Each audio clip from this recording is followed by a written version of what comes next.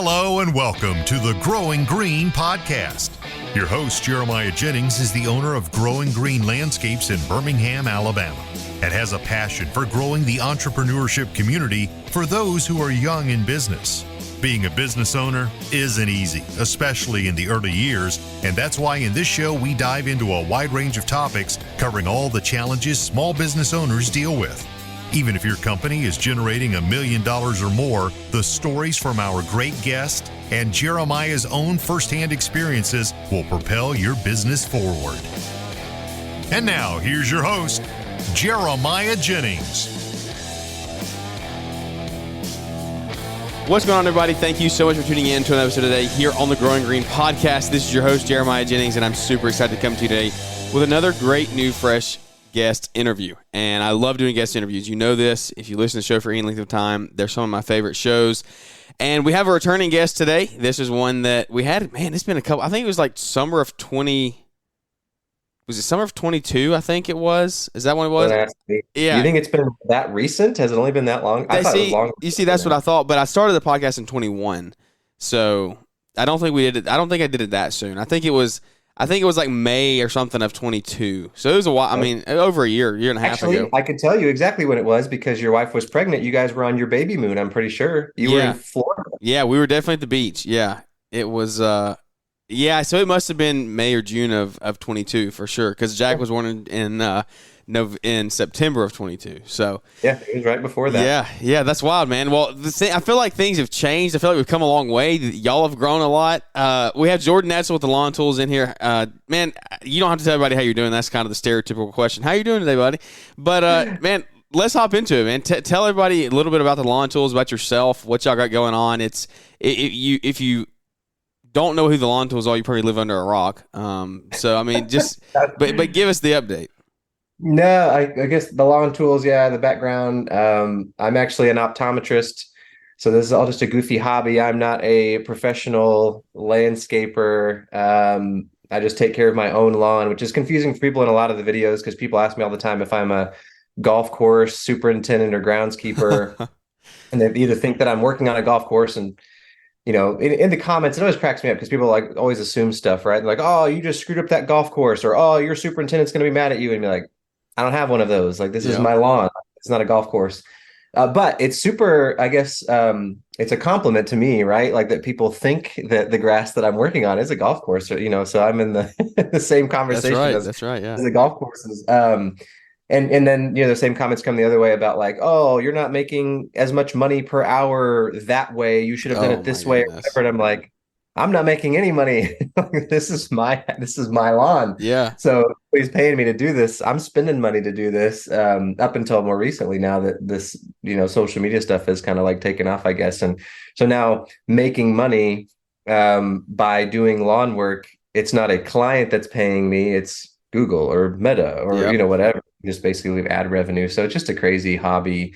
I don't know. I guess it's a side hustle, right? So you say it's not my job, but it is kind of a second job. It's a really weird deal. What a time to be alive, 2023, where you can, punch holes in your lawn and throw sand down on it, and people will pay you for that. Not people, but companies will pay you to do that.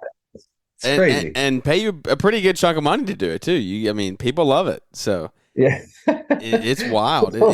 The oddly satisfying sand spreading, and it's what it is like you just got to confuse people so they ask a lot of questions in the comments or get mad at you. You put sand everywhere or walk on a wet lawn, and if people assume that it was frost, they'll love to comment and tell you that you just killed all of your grass, and they just don't know what they're looking at, I guess. And so you make people mad, and then that ends up making you more money. It's kind of a weird deal. It's almost like if the haters were smart enough to realize that, they would probably stop commenting. But no, like they're just the ones that comment the dumb stuff are the ones that are too dumb to realize. And it's just like, I'm not going to explain it to them. I don't want them to. You comment every day. Really is to defend yourself and like go out and tell them like, hey, you guys don't realize how this works. Yeah. You commenting all this hateful stuff is actually helping me, but I don't want them to know. I just ignore it, and that's the best way to do it anyway. Just ignore it and move on. I make the mistake of replying sometimes, and then it just like makes me think about it way more than I want to. So like literally the best way to do it is just to ignore it. Yeah. And I tell my wife that too, because she'll read the comments sometimes,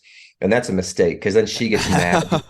eating up inside. Other friends of mine too. I read your comments, man. Doesn't that bother you? All these people, such haters and whatever. I'm like, no, I don't read a lot of them. I've gotten to the point where I can't, like, you just have to ignore it. I don't know. Like it stinks because I would like to read the comments on people who are being supportive and people who are, encouraging or whatever, and try to connect with people more. But when you start getting lots of views on videos, that's unfortunately not the majority of what happens in the comment section. So yeah, it's healthier for me mentally just to ignore all of them. Well, that's kind of what I want to kind of go into that road a little deeper if you want to, not to go too deep this early in the morning, especially fresh. We're recording this fresh after Thanksgiving, so hope everybody had a happy Thanksgiving. But it's something that you don't really think about when you get started doing social media or just doing any type of posting out there in the public eye like that.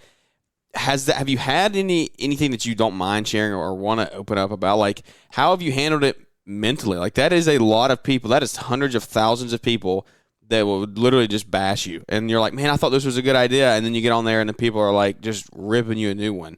And obviously you've learned how to handle it now, like, but there has to be a growth process that comes with that. And that this is just to, like, obviously everybody that's listening is not getting hundreds of millions of views on their videos. They're doing something different in life, but it might be somebody talking negatively to them about their business or something like that. Like, you can take this and translate it however you want to. So how did you kind of, have you worked through that? How did you get to that point now of just learning to let it go?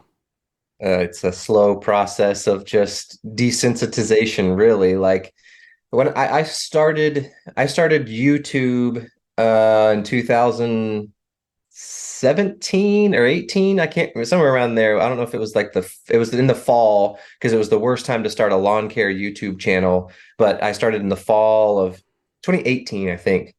Anyway, so I was doing YouTube for a while, and so you get 16 views on a video or whatever, and you're grinding and like commenting on everybody else's videos and like making connections to other people who do videos to like get them to come watch your videos and this and that. So you start out with 16 views and the next one gets 20 views, and you don't get any comments. Like, oh, the comments are the people who you've gone and commented on their videos, and so they come in, oh, great video, man, loved it, blah blah blah, whatever. You don't get just like organic haters.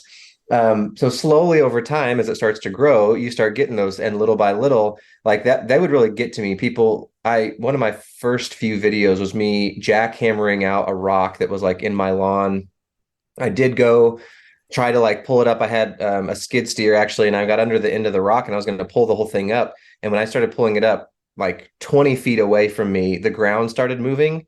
And I was like, oh shoot, that rock is way bigger than I care to like dig a huge hole or whatever. So I was like, I'm just going to cut this tip off of it and leave the rest of it under there. So anyway, jackhammer, cut the rock off, blah, blah, blah. It doesn't matter. But like the comments that started coming through on that video, because for whatever reason, that video was one of my first ones that got like some views, like it caught some attention.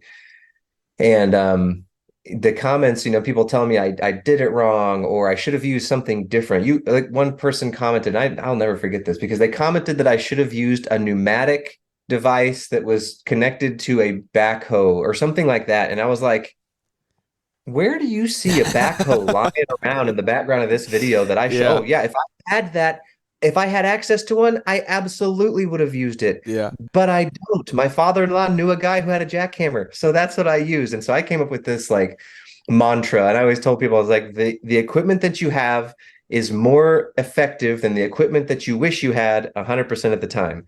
And like, because everybody would comment on anything tool that you're using. Oh, you should be using this. You should be using that. I was like, I don't want to spend the money to buy that tool just to do this one job. I'm going to use what I've got in my shed. Like I'm going to use a shovel. Like, so anyway, so that like ate at me, like those comments. And I was like, and I would defend myself and comment back and tell them like, that's why I'm not using that, and tell them like, try to defend myself and tell them why that was a dumb comment or whatever. And like, I would think about it way more than I ever wanted to, and it would eat at me. And so slowly over time, like, I got more okay with those dumb comments because you just get desensitized. But then the huge increase in comments and like trolls came with TikTok, because I never had, like you're talking about, millions of views on a video before that. I started TikTok in fall of 2019. And I don't remember what, the first video would have been, but like the section of my lawn, I have this like hilariously small section of grass, the only part that touches my neighbor's lawn. So it's like this little, that's the most famous strip of grass on the planet. There you go. Exactly. So I mow half of it, and people love to hate on that. Oh, you're so petty. Oh, you're so this. But then there are other people who pretty passionately defend me, saying, like, no, you should never touch your neighbor's lawn. You never know what kind of lawsuit's waiting for you in that, and blah, blah, blah. Like, there's arguments in the comments, which is what makes those videos blow up. So I just kept doing that. I kept mowing my half of the thing. Then I'd sometimes mow all of it. Then I'd scalp it. My neighbor doesn't care at all, like, does not care one bit about what I do with that. My other, so there's been two of them. The first one didn't care. They sold the house, and I was like, "Oh shoot, is the new neighbor going to care what I do with this?" It might actually matter. Finally bring it up. I was like, "Hey, I do these dumb videos and put them on the internet. Like, do you care, or do you want me to do this with the grass?" And he was like, "I don't care." Like he was like, "Whatever you want to do, I don't care." And I was like, "Yes, another neighbor that doesn't care. That's awesome." So I play it up in the videos, but that's where the hateful comments come. And so it's been a slow progression over time of like, I wish I need to like actually draw this graph, but I've got this graph in my mind where it would be like over time would be on, the bottom of the graph, and then the how welcoming I've been to hateful comments. And so like at the beginning, when you first start social media posting, for like in my specific example, I am not welcoming to hateful comments, right? Like I would get mad anytime someone commented something hateful, like on day 0, day number 1 that I posted a video. And slowly over time, it's gone like this, and I've gotten more and more welcoming. So on this axis, like the axis where the graph is aligned, I've gotten more and more welcoming to hateful comments. But we've gone from like getting mad, getting angry when somebody comments something hateful on your video. And as you move up this axis, you go to being able to ignore, so you can ignore the hateful comments, then welcoming them and thinking like, oh, like this is actually good that I'm getting comments, to embracing them. And when you get the hateful comments, you're actually kind of happy about it, to inviting them, to where literally I will go out of my way now to do something on purpose to make people comment like troll stuff or whatever. Like I will do something wrong on purpose. Like I used a plugger a couple different times to dig out a flower bed, and people love to comment like, oh, a shovel would have been faster. So of course, what do I do in the next video? Like, not going to use a shovel. I'm going to use a plugger again. It's confusing, and for some reason it makes people very angry at a video about digging out extending a flower bed on the side of my house. And that's what I did on that section of lawn in between my house and my neighbor's house. Yeah. First time that I experimented with inviting the hateful comments was on that section of lawn. And I had basically over the course of months figured out that people loved to comment that I shouldn't only mow my half. People loved to comment that I shouldn't mow the entire little triangle in the front if I'm going to mow my half in the back. People love to comment that I shouldn't have used the rotary scissors, like that people hate the rotary scissors. Oh, a string trimmer would be faster, right? Well, you'll make more money if you use a string trimmer because it's faster. Again, not a landscape pro. But and then that I blow the clippings into the street, and that motorcycles are going to slip on the clippings that I blow into the street, not realizing that I live in a cul-de-sac and that my clippings are like dust, and that's the direction I have to blow the clippings to. Like I blow them into the street to get them off to the side. Like you don't leave them in the street. Yeah. So anyway, I'm of course again not going to explain that, but I did all of that in one video. Like I was like, okay, I'm getting angry comments about all of these things individually.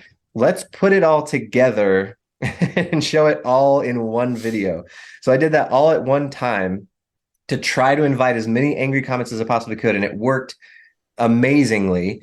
We had a visitor. We had a guest that was here, like passing through, another lawn care guy that was coming to visit like my house or visit us.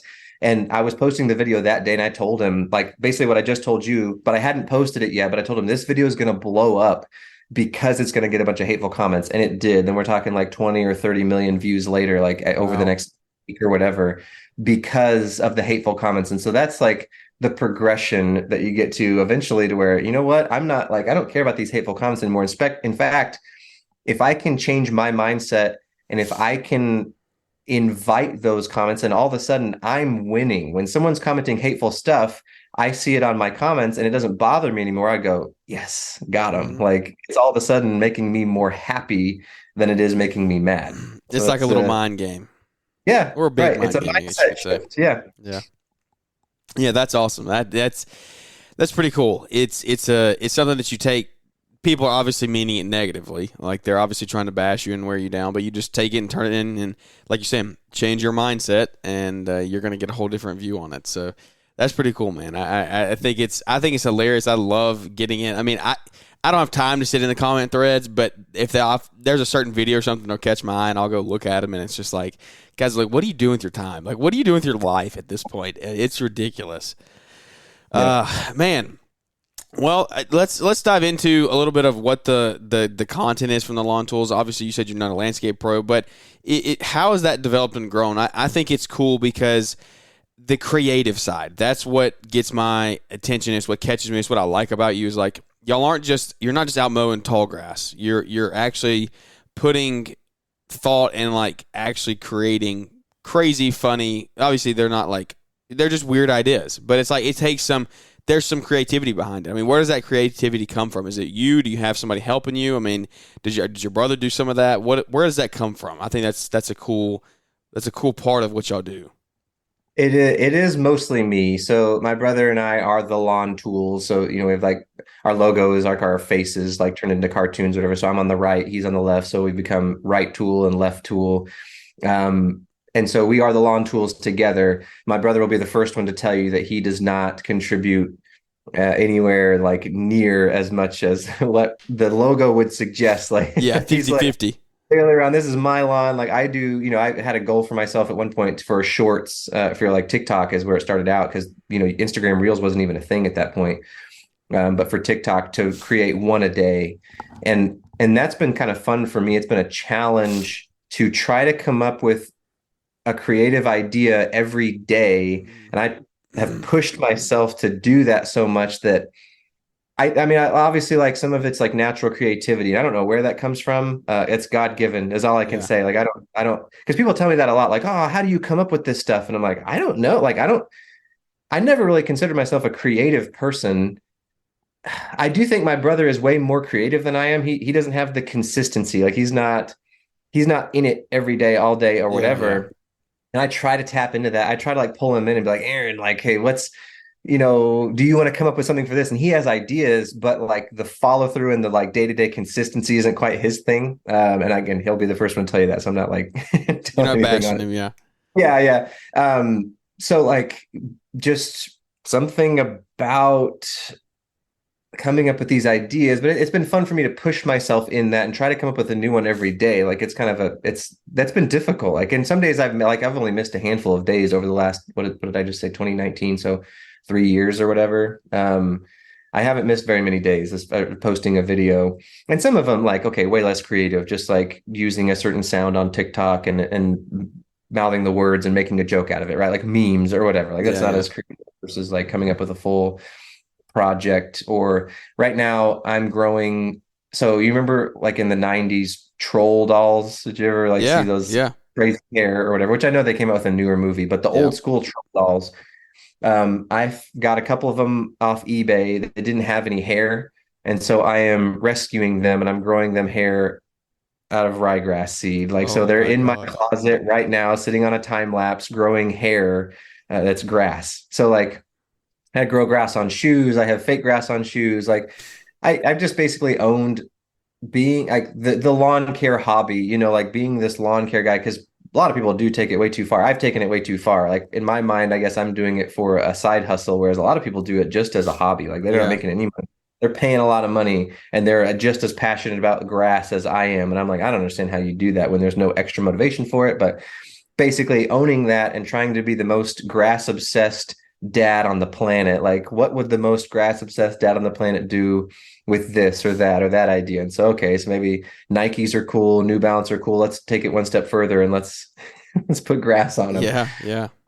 Just, and totally like being goofy to that level, like taking it to the next level of over the top, I guess. And where most people, it's like, this is stupid. Why are you doing that? So yeah, that's what's going on in my closet right now. A spoiler for everybody out. That's hilarious. How long does that take? How long is that time lapse gonna have to run? So ryegrass seed will germinate in like 4 or 5 days. It'll start. So the grass it germinated, I don't know, 3 or 4 days ago, and I'll probably let it run for like a full week, and the grass will be 4 inches tall or something because it's warm in my closet. I've got a UV like grow light on it. and a bunch of light shining on it for the time lapse, like the Yeah. video or the GoPro setup. So yeah, like in a week it'll grow to the point where it's probably ready to like stop and edit the video and put it together. So it's not it's a lot because I mean I'm like a spray bottle walking in there and watering it like 3 or 4 times a day, so it's something I have to remember, and And I'm constantly. thinking, I'm thinking the video, like keeping the GoPro changed or charged or however you're doing that.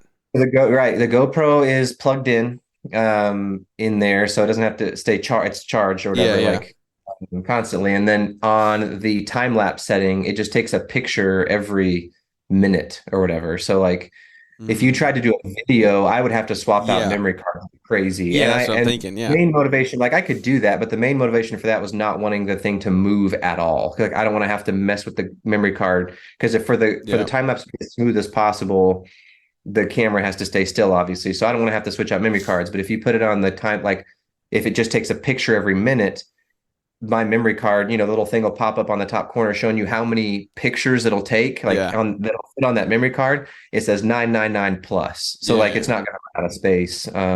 It gets up like I grew some grass on like some sandals, and it was an experiment for this time lapse thing.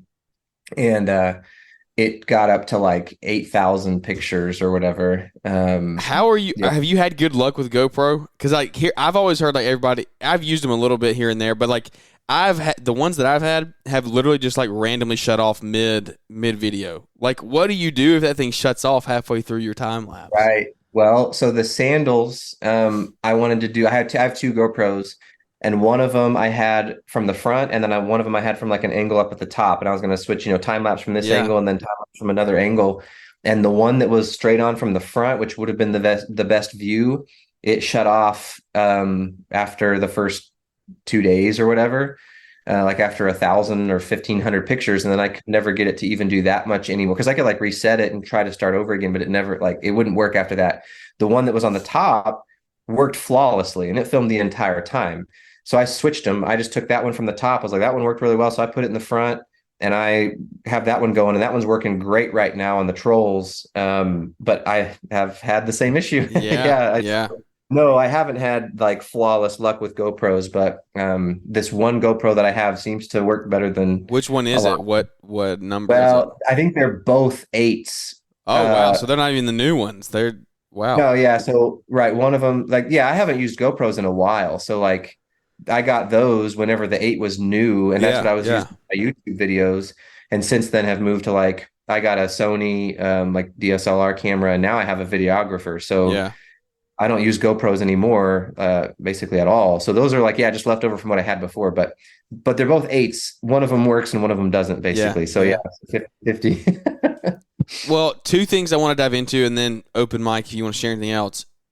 The first thing is, how have you handled that, like growing your team? Like you can't do all this by yourself. You could when it was just a little fun, silly side hobby, but then you get into some serious, like you're running a business now. Whether you like it or not, you're running a business now, and you have to have a good team around you. You have to learn to delegate. What's that look like for you? Trial and error. It's not Yeah, easy. so It's not easy. no, Welcome no. to business.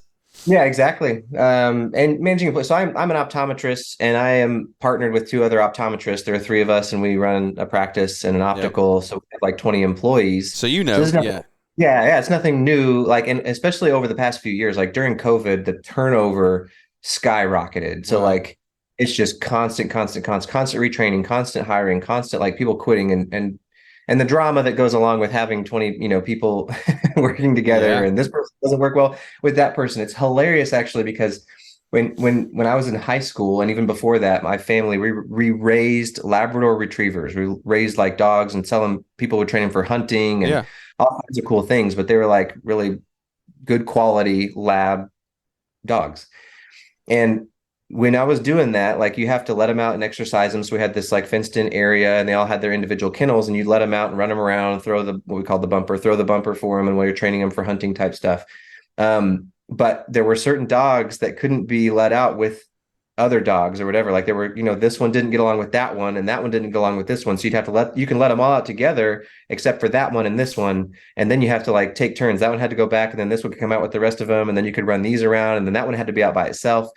And as humans, like we aren't as far away from like all the rest of the animal kingdom as we like to think. Because that's the same thing. Like sometimes managing employees, you're like, well, we have to move that person over to this area because those two don't get along. And so we have to actually like let them work separately or work different shifts or whatever it is. It was kind of funny to me to have that thought of how those things correlated. But in the lawn tools running this business, it's the same thing.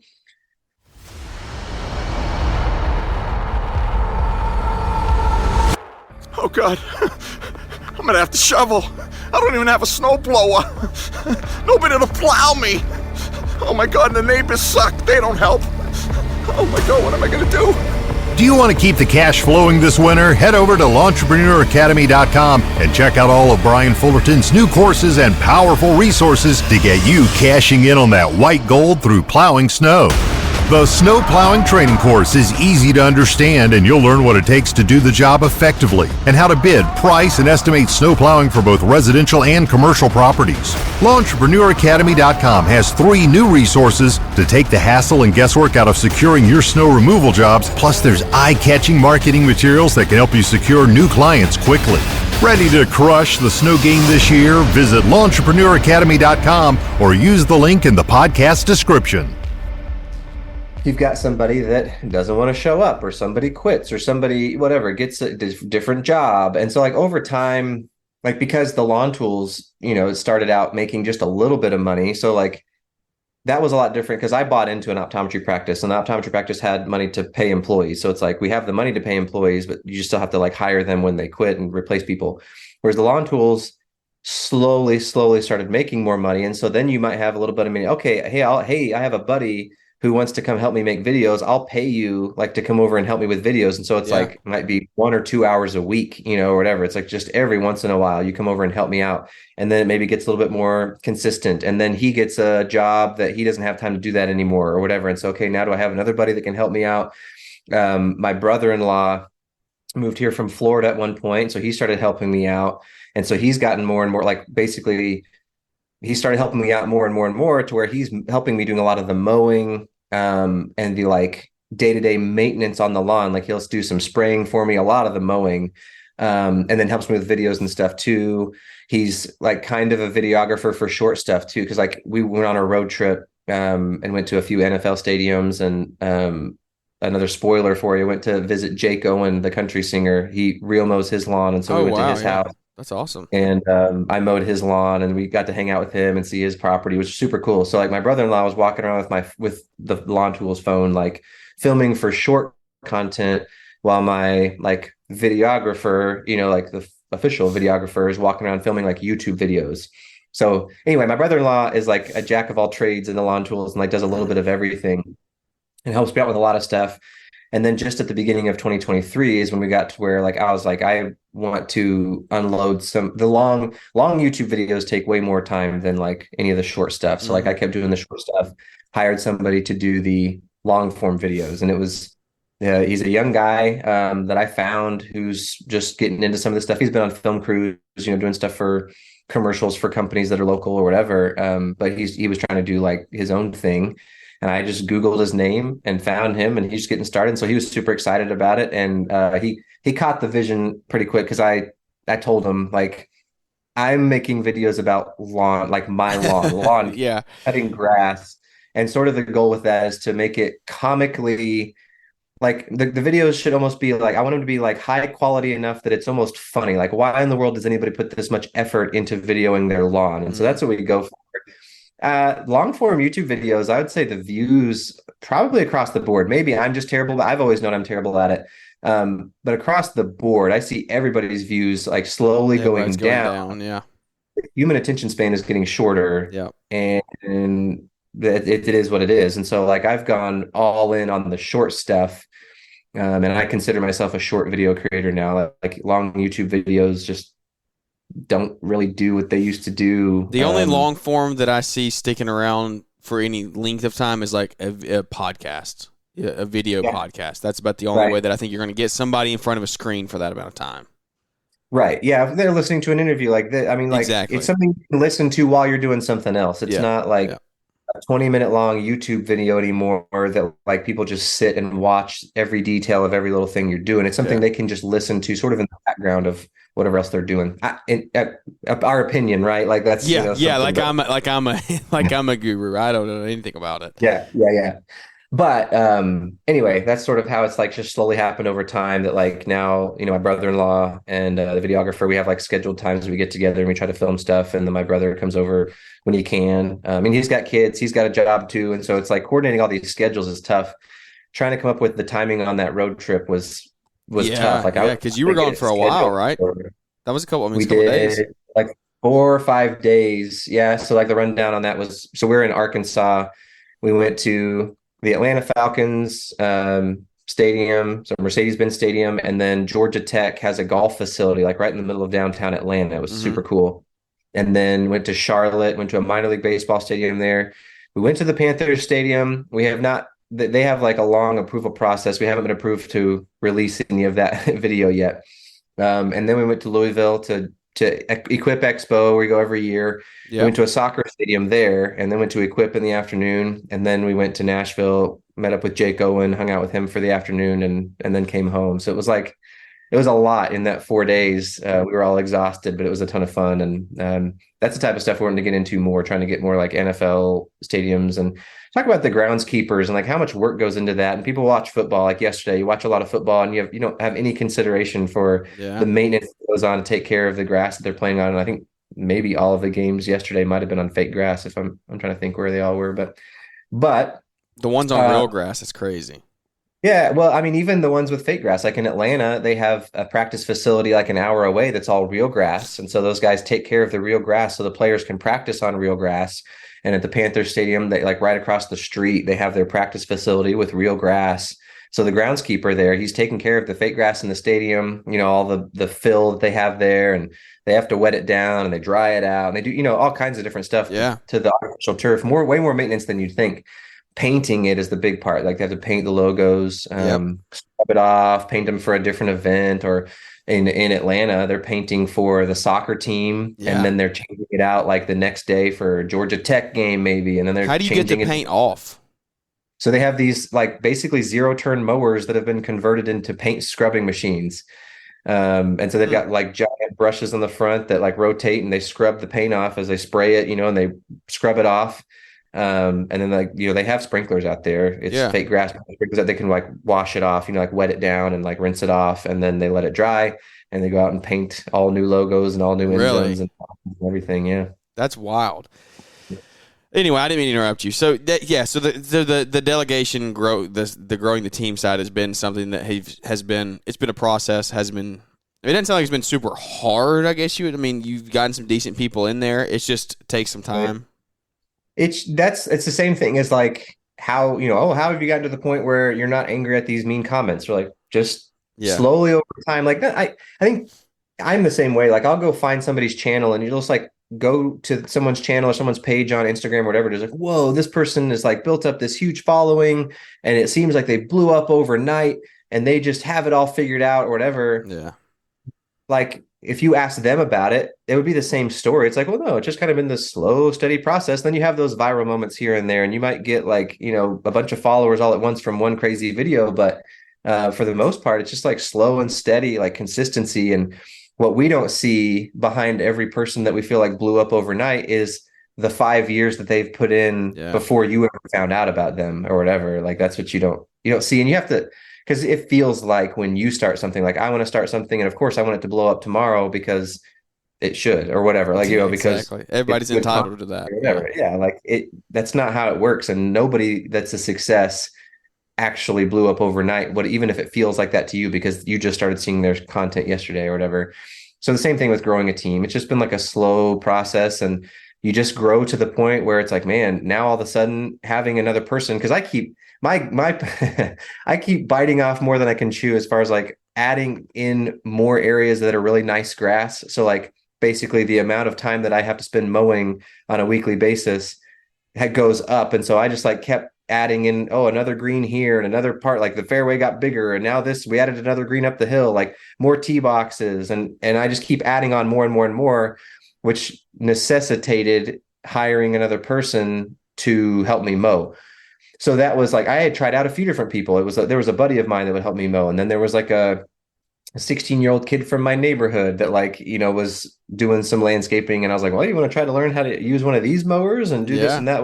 Like that would fizzle out and just wouldn't work out or whatever. Like, and so then the next person comes along, you just like try out all this stuff little by little over time. And then one of these just clicks. It's like, oh, this person works well and they're consistent and they keep doing it. So like, let's go. And they just keep like growing with me and keep learning more and more and more as we go through the process of growing slowly over time. Like it hasn't been there's no magic formula to that. It's just basically when you get to the point where it's a necessity, you just got to start trying different people in that position and eventually one's going to fit.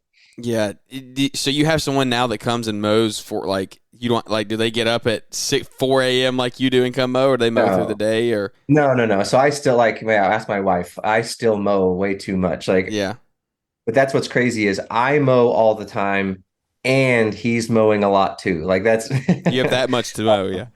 Yeah. Yeah. Like, so it's not like I am offloading all the manual labor. Yeah. I get up, the butt crack of dawn, and then I'll work out. And so Fridays are my day off. And like on a Friday, I'll go work out. And then right after workout, the sun might not even be up. And I'm out here mowing in the dark. Because I have like a couple of electric greens mowers. And so they're really quiet. So the neighbors are none the wiser and they have lights on them. So I can mow like at golf courses, they mow in the dark before golfers start. So like same thing. Just because that's what it takes to like get it all done in a Friday. Got to start early. Yeah. And it's nice, it's summertime, like get out there before it gets super hot. That's a part of the motivation for me too. But yeah, 100%. So, all right. So I said I got two things. That was one. The second thing, we're kind of already naturally transitioning into it, is a little bit deeper of a topic, but how have you done this and it still kept a healthy marriage and a healthy family? Because it's not easy. Like the time commitment that you've committed to this, it's not easy. It's not for the faint of heart. And so walk us through that a little bit, because I see similarities here of guys who are in the early years of business. They're starting a side hustle, as some might say. They might have a W-2 job and then go start mowing or something on the side. But like, it's not easy. It's not easy. You commit a lot of time. You have to be really devoted. What does it look like for you? And I think I know some of your answers because we've talked about it before, but share out there for why and how you think you've done this and done it properly. And maybe if you've messed up, what you messed up. There you go. I was about to say the very first statement that follows that question is, how have you maintained a healthy marriage? And the answer is that I probably haven't. Yeah. But no, the answer is that I haven't. Yeah. Like over the last few years, like the arguments that have come up over time, and like I have this vision for what I'm building and I know the potential that it has. So I don't know, like you could either be like I could blame my wife and be like, you don't see the vision of what I'm trying to build and you don't believe in me or whatever. But I can't blame her one bit for not seeing the vision for what I'm doing, because this is completely goofy. Yeah. And I don't like, just because it's been my passion and I have this vision for where I'm going with it, it's impossible to implant that vision into somebody else's head. So I can't blame her at all for not catching the vision and for being 100% willing to, like, for example, on a Friday, if I'm spending all day mowing on a Friday when it's my day off and she's watching the kids and they're going crazy and they're getting into fights and they're being a huge pain in the butt, and like I'm not available to help her out, she'd get frustrated. 1,000% justifiable. Like she has gotten frustrated. We have gotten fights, and she is 100% in the right that I spent way too much time doing this. Yeah. It's easy now. Like if we can just say like the lawn tools is getting to the point where it's being pretty successful and like some really cool things are coming out of it. And so now it's easy for her to see her role in it. And see like that she is helping me, like the fact that she is willing to sacrifice like her personal time, Yep. That she could have now I hopefully we're growing together. Hopefully, like, I feel like I am contributing. Like basically, anytime she has anything she wants to do, like I try to jump at the opportunity to say absolutely yes. Like she'll go with a friend or want to go, do something with the girls' night or whatever. Like go hang out with friends or go do something. And I'm like absolutely. Like I'll put the kids to bed. I'll try to juggle all three of these maniac children by myself. Yeah. And you do that. Like I try to jump at that. Like anytime she has something she wants to do, I would never tell her like you cannot do that because she has sacrificed so much in the last 5 years watching the kids and doing all this stuff. Like, well, I'm just doing my goofy hobby and spending so much time doing this. So like, hopefully we're at a turning point where like I get to return the favor a lot now. Like if I can start to free up more of my time with this, then I can give her more of like what she deserves because she's put in more of the work on the front end. All in that same vein, like while this has all been going on, I started out doing a lot. Like I would try to edit videos after work or something like that. And so then like, oh, I've got to edit a video, you take care of the baby. Like I can't do it. I gotta be working on this or Yeah. whatever. It And doesn't that last was very long. Not that if you did want to stay not, married. that did not last very long at all. So that's what motivated me to start waking up early in the morning. I already started like I figured that out with working out early. Like when I started working out, I was in optometry school and tried working out like after being in clinic, and it did not work. Like it takes way longer. You never know exactly when you're going to get out. Like takes time away from like evening family time. So a buddy of mine and I, we started working out at 5 a.m. before school, before we'd go to class, and then we'd have clinic, and it was already done. You'd already have the workout finished. So I just grew to the point like end up loving that, and so I always kept my morning workouts and keeping my 5 a.m. workout. And people told me that was crazy. So then when I'm adding in the lawn tool stuff at like it only took a couple of days of that, like that argument happening where I said, okay, this is not sustainable. I can't take away from family time to do this lawn tools thing. So I started waking up earlier. And so instead of waking up at 4:45 to go work out at 5, I started waking up at 4:30 and then like 4:15 and 4 o'clock. Like it eventually got to where like I kept wanting to do more and more and more and more. So I got to where I was waking up at 3:45, editing for like an hour, then going and working out. And then going to work and coming back and like, still might be some mowing to touch up. So we had this sort of agreement. Like I wasn't doing anything after work on a normal day, but it was like Tuesdays after work. She had like, there were like some other kids where there was a play date kind of scheduled for that Tuesday afternoon or whatever. So like the kids would be on a play date sort of thing. So I'd come home from work and book it and get out there and start mowing and try to finish up so that I'd still have some family time before bedtime routine. And so that's like kind of been the same thing, like a slow process of just figuring out what works. But the biggest thing for me was that I had to start waking up earlier and like not sacrificing my family's time. I sacrificed my own sleep instead of sacrificing family time, I guess. But like I said, it definitely has not been just like an easy, oh, like everything's been happy. Like my marriage has been perfect because we struggled with that. Like the time and quality time was like the biggest thing. And that's not really been my love language. And so that was tough for me. I'm like, well, I don't understand. We're together all the time. Like, what do you mean? Like we're here together. I'm out here. I don't know. Like that's just, it wasn't my thing. So That's it's true. been a slow learning process for me to figure out that like just being around is not quality time. And so, like I said, now the lawn tools is getting to the point where I have offloaded some of the responsibility, more of the work, and also just kind of like figured out like what my schedule needs to be.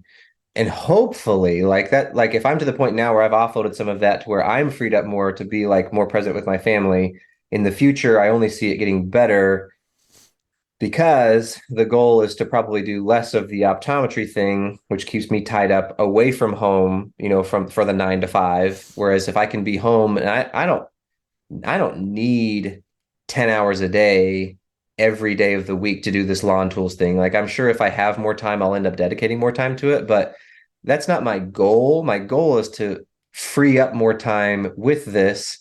And like we've talked about before, end up at Silver Dollar City in the middle of the school year on a Wednesday with my family because we'll be the only people there and we'll get to have like the most fun ever. So like that's the goal with it, is to like free up time. But like getting to that point was not easy. And I like if I had to do it all over again, oh my word, like I don't know. Like I'm not sure I'd be able to go through all of that, like the learning curve and the arguments and everything. Like I would not wish it on anybody. Unfortunately, like that's kind of what it takes. I kind of hate that there's a few of like I can't even think of his name. He's this guy I see on social media. He's an older guy, and he's like, work, work, work, sales, sales, sales, and like sacrifice family time because you need to make more money. And I'm like, how is that your priority? Like, how is Yeah. that? Like, it's so annoying to me. He probably does have a family. No, I think he does. That's what's so Really? sad is like Mm. saying like he literally is telling people like encouraging them to sacrifice family time because the ultimate goal is to make money. Like you need to make a lot of money and then you can leave your kids a lot of money and they'll be happier with you than if you would have spent more time with them. I'm like, I really don't think that's true at all. Like I just don't, Yeah. I think that's horrible advice. So unfortunately, building up anything, that's going to take up a lot of your time, you got to try to figure it out. And the only thing that like maybe saved the lawn tools, I guess, is that I was willing to do it early in the morning, like wake up at 3:45 in the morning to do all this stuff because it the lawn tools and my marriage would not both have existed if I wasn't willing to sacrifice my sleep and do it when everybody else was still asleep. Like I don't know. Like I don't it wouldn't have worked out. So like you've got to be willing to I've always been, I guess, of the mindset like of trying not to make excuses. And so, oh, the excuse is I don't have time. And you're like, well, yeah, you do. You're just more motivated to sleep instead of spend that time. So like, yeah, I'm tired a lot. I still am. Like I still wake up early. I'm still tired a lot, but I'm more motivated to keep a happy family and continue doing the lawn tools thing than I am to be not tired. So like I just push through. I don't know, like a little bit of Yeah. extra caffeine. Yeah, extra Red Bull. Right. Yeah, man. No, that's cool. I appreciate you sharing that. I think that everybody's not cut out for that. Everybody's not cut out to run a business, to grow us something like this, because it does take the extra work that most people don't want to put in. And that's just it's frank, it's plain, it's simple, but it's just at the end of the day, that's what it is. And so you got to realize that if you're trying to start something like this. And that's why I think I say, like, if I had to do it over again, I think I've grown as a man, like maybe as a husband and as a dad, like I've grown and my mindset is different to the point where if I had to start over and do it all again, I don't think I could do that because my family doesn't deserve that. They didn't deserve that. Like they didn't deserve for me to sacrifice all the time that I did sacrifice with them. Like I don't think I didn't completely ignore my family. I didn't like we didn't it's not like I didn't ever see my kids or play with my kids or whatever, but I sacrificed way more time with them than I probably should have. So now that I'm of that mindset as a dad and as a husband, starting over would be really, really tough because I would not want to sacrifice any more time with them.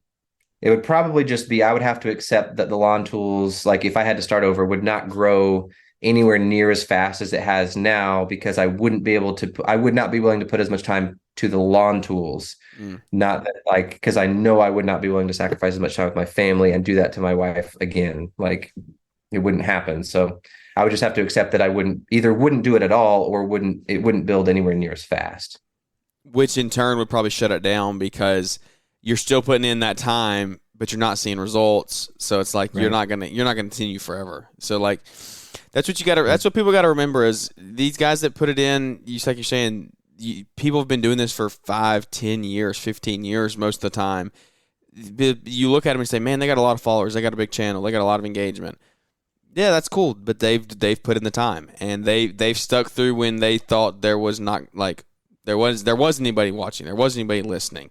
All these people that have built big podcasts or whatever it may be, it's the time that they put in that no one was with them, no one was following, no one was paying attention. And if you can make it through that time and I don't know, spin the dream, build the dream, relay the dream, whatever you want to call it, to your support system, your spouse, your family, whatever, then I think you got a better chance of getting through it. But that's the thing that I feel like you had to have done that somewhat decently for you for you literally to still be married. Like the amount of time you put into this has been crazy.